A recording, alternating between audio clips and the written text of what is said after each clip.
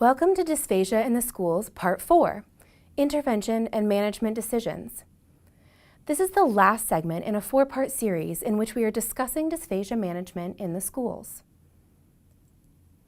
This webinar is presented by the Virginia Department of Education. My name is Julian White. In our last presentation, we reviewed the evaluation of swallowing and feeding. Now that you've completed your assessment and have received recommended instrumental testing results, it's time to make decisions about the treatment plan. As we discussed in the previous modules, understanding the etiology of impairment is crucial to your decision-making and plan development. The etiology underlies what type of treatment or treatments you will implement. Remember, VDOE, Speech-Language Pathology Service in the Schools, Guidelines for Best Practice, state that an SLP, OT, nurse, teacher, school nutrition director, cafeteria manager, and the child's parents should all be active participants in the management team. This picture depicts a puzzle that is comprised of various aspects of a thorough feeding and swallowing treatment plan. Different pieces of the puzzle are labeled positioning, oral sensorimotor, drooling, aspiration, GERD or gastroesophageal reflux disease, environmental, meaning the environmental factors that could impact feeding, and undernutrition. There are other pieces of the puzzle that are not labeled in this picture, but could be filled in with labels that are appropriate for each individual child. All of the pieces fit together to complete the puzzle. When developing your treatment plan, you will consider the whole child and strive to develop a plan that addresses all impaired aspects of feeding, like putting together the pieces of a puzzle. This can include areas such as changing position, management of drooling, preventing aspiration, addressing negative feeding behaviors, and management of GERD or esophageal dysphagia. You may take a behavioral or sensory treatment approach, or an approach that combines the two. The decision on what type of treatment to provide should be specific to the child, using the etiology of their feeding impairment as your foundation. And of course, we should consistently monitor whether or not the child is receiving and maintaining an adequate nutrition and hydration status in order to be successful or fully participating in the school setting. In the following slides, we will discuss each of these individual pieces in more detail. Postural stability is essential for normal movement patterns and therefore for safe feeding. This is particularly important for children with alterations in muscle tone, such as hypertonia or hypotonia. Positioning must be individualized to the student. Hopefully, any imaging that was completed, for example, an MBS, would have commented on the best positioning for safe swallowing. If the student you are working with does not have adaptive equipment in place and needs it, it is imperative to refer for OT and/or PT consults prior to initiating feeding therapy. As we discussed in the previous lecture, management of aspiration is dependent on the etiology or cause of the dysphagia. The goal is to manage aspiration using the least restrictive diet, for example, the most normal or age-appropriate diet. Non-invasive measures, compensatory approaches to mitigate the aspiration risk, include changes in consistency and modality, for example, avoiding straws, alternating bites and sips, or thickening liquids. At this point, it is critical to understand that thickening liquids is a last resort, not a first step. Intervention can be more restorative. It can include swallow therapy, such as swallow exercises, if you're treating an older child who is developmentally able to participate in such tasks. There is a handout provided for your reference that reviews additional therapy exercises. For some children, aspiration risk can be minimized medically. For example, I frequently see typically developing children who aspirate because of laryngeal sensation changes from chronic reflux that has not been treated. These children benefit from medical management of reflux, as well as reflux precautions to improve their sensation and airway protection. In some extreme cases, there may be surgical intervention, such as a feeding tube placement or a G-tube. But this is usually limited to children whose swallowing is severely impaired from an underlying medical diagnosis, resulting in chronic aspiration. As we discussed previously, GERD stands for Gastroesophageal reflux disease. While SLPs cannot diagnose reflux, it is important for us to recognize the signs and symptoms, given the direct impact it can have on pharyngeal swallow function. These are some of the signs and symptoms of reflux that you may notice and should look for. Note that heartburn and overt vomiting are only two of many possible symptoms of reflux. Unfortunately, one challenge is that some infants and children experience silent reflux, which may still impact feeding and swallowing. There are many ways of treating reflux. Some include reflux medications, constipation management, and dietary and behavioral adjustments. Obviously, as SLPs, we cannot write prescriptions for medications, and medications are actually generally considered a last resort after other changes have been tried. Our primary role in reflux management is implementing and reinforcing reflux precautions. These can include promoting smaller, more frequent meals, remaining upright after meals, and avoiding certain medications and foods. Remember, many children with reflux may present with food avoidance or refusal and texture sensitivity.